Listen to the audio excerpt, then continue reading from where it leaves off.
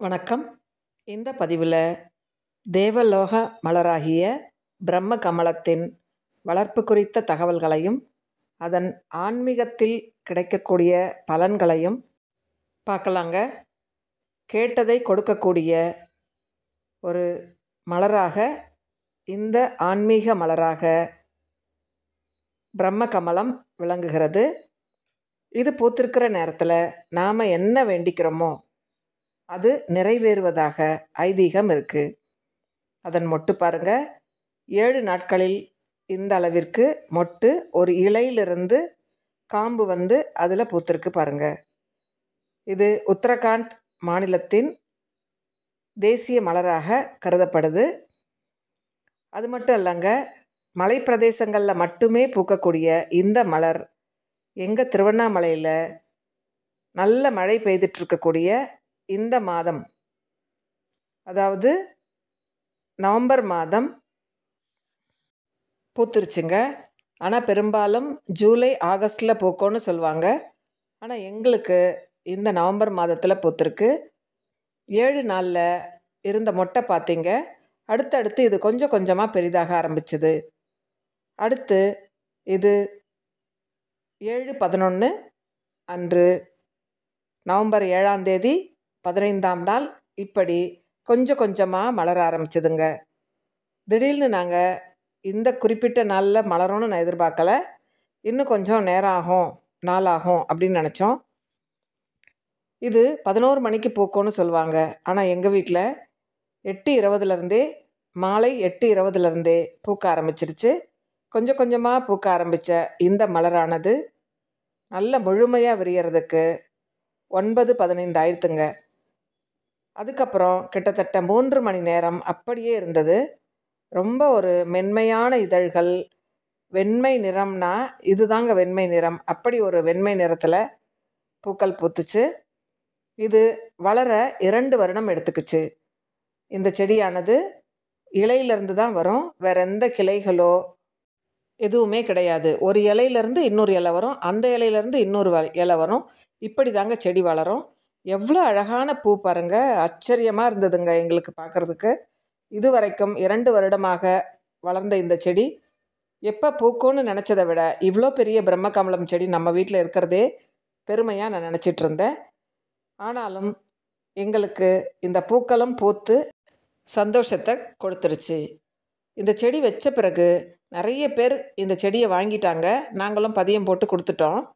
ஆனால் இந்த 2 வருடத்துக்கு பிறகு எங்கள் வீட்டில் இப்போ தாங்க பூக்குது.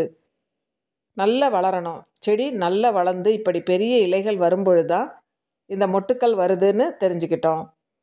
அதிக நீர் கொடுக்கக்கூடாது, தண்ணீர் தினமும் ஊற்றக்கூடாது. 2-3 நாட்களுக்கு ஒரு முறை நீங்கள் தண்ணீர் கொடுத்தால் போதும். வறட்சியை தாங்கி வளரக்கூடிய இந்த செடி கேக்டஸ் வகை மாதிரியான, செக்கலண்ட் வகை மாதிரியாக இருக்கும். இலைகளில் தண்ணீரை தேக்கி வச்சுக்கிறதுனால இதில் வறட்சின்னாலும் வளர்ந்துடும். எல்லா காலத்திற்கும் பொருத்தமாக இது வளர்ந்துடும். எந்தவித பூச்சி தாக்குதலும் வராது. எவ்வளோ அழகாக பூத்திருக்கு பாருங்கள்.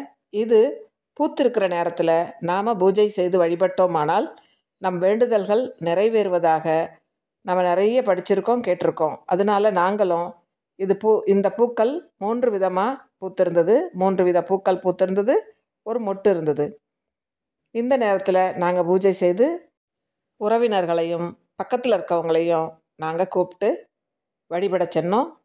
அவங்கவுங்களுக்கு விருப்பமான வேண்டுதலை கேட்டுக்க சொன்னோம். கண்டிப்பாக இந்த மலர்கள் பூத்திருக்கிற நேரத்தில் நாம் வேண்டும் வேண்டுதலானது நிறைவேறும் என்பது உண்மை. அதனாலேயே எல்லாரையும் அழைச்சி நாங்கள் வழிபட செய்தோம்.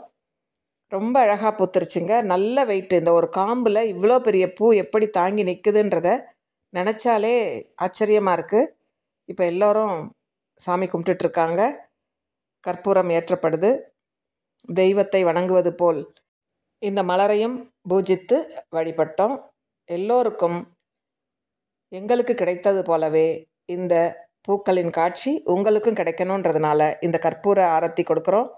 எல்லோரும் உங்களுக்கு வேண்டுதலான என்னென்ன நல்ல விஷயங்கள் இருக்கோ அதெல்லாம் வேண்டிக்கோங்க. கண்டிப்பாக நிறைவேறும். எல்லோருமே நல்லா இருக்கணுன்றது தான் நம்ம எல்லோருடைய விருப்பமாக இருக்குது. இந்த பிரம்ம கமலம் செடிக்கு அடிக்கடி உரம் கொடுக்கணும்னு அவசியம் இல்லைங்க. மாதம் ஒரு முறை மண்புழு உரமோ ஏதோ கம்போஸ்ட் இருந்தால் போதும். செடி வளர்ந்த பிறகு நாங்கள் பெரிய தொட்டியில் மாற்றினோம். அந்த மாற்றின பிறகு தான் நல்ல பெரிய இலைகள் வர ஆரம்பிச்சது.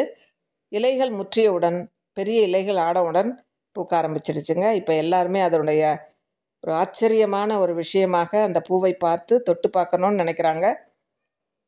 அதில் ஒரு சந்தோஷம் எங்கள் எல்லாருக்குமே இருக்குது. நானும் அதை அப்படியே மென்மையான இதழ்கள், நல்ல ஒரு தூய்மையான வெண்மை, நல்ல ஒரு வாசனைங்க. இந்த பூலேருந்து பூத்திருக்கிற நேரத்தில் நல்ல வாசனை வந்தது. இது எல்லோருமே ஒரு ஆச்சரியத்தக்க வகையிலையும் பிரமிக்கத்தக்க வகையிலையும் எங்கள் எல்லோரையும் சந்தோஷப்படுத்தக்கூடிய வகையிலையும் இந்த பூ பூத்தது. இறைவனுக்கு நன்றி. இன்னும் ஒரு மொட்டு இருக்குங்க. அது எப்படி இன்னும் 2 நாளில் பூத்துரும். இந்த பிரம்ம கமலம் செடியை நீங்கள் நேரடி வெயில்லையும் வைக்க வேண்டாம், நேரடி மழையிலையும் வைக்க வேண்டாம். கொஞ்சம் செமி ஷேடான இடங்களில் நீங்கள் வைக்கலாம். இது பிரம்மாவிற்கு உகந்த பூவாக அதனுடைய அமைப்பு சொல்லப்படுது. மேலும் பல தகவல்கள் நம்ம யூடியூப்பில் பார்க்குறோம். பூ மலர மலர நாங்கள் 1 மணி நேரத்துக்கு ஒரு முறையாக போய் பார்த்துக்கிட்டே வந்தோம். கிட்டத்தட்ட 3 மணி நேரம் அப்படியே இருந்தது. அதுக்கப்புறம் நாங்கள் வந்துட்டோம். காலையில் பார்க்கும் பொழுது அதனுடைய அமைப்பு பூத்தது கொஞ்சம் சுருங்கி இருந்தது. மற்றபடி அதனுடைய வெண்மை குறையலை, ரொம்ப அழகாக இருந்ததுங்க. நீங்களும் இந்த பிரம்ம கமலம் செடியை வாங்கி வளர்க்கலாம். வளர வளர பெரிய தொட்டிக்கு மாற்றணும். அதிக உரம் கொடுக்கக்கூடாது. செடியை வளர விட்டாலே நல்லா வளர்ந்த பிறகு நமக்கு பூத்துரும். பூவின் உள் அமைப்பு எப்படி இருக்குது பாருங்கள். உங்கள் எல்லோருக்குமே நல்ல ஆசிகள் கிடைக்கட்டும். தேங்க்யூ ஃபார் வாட்சிங்.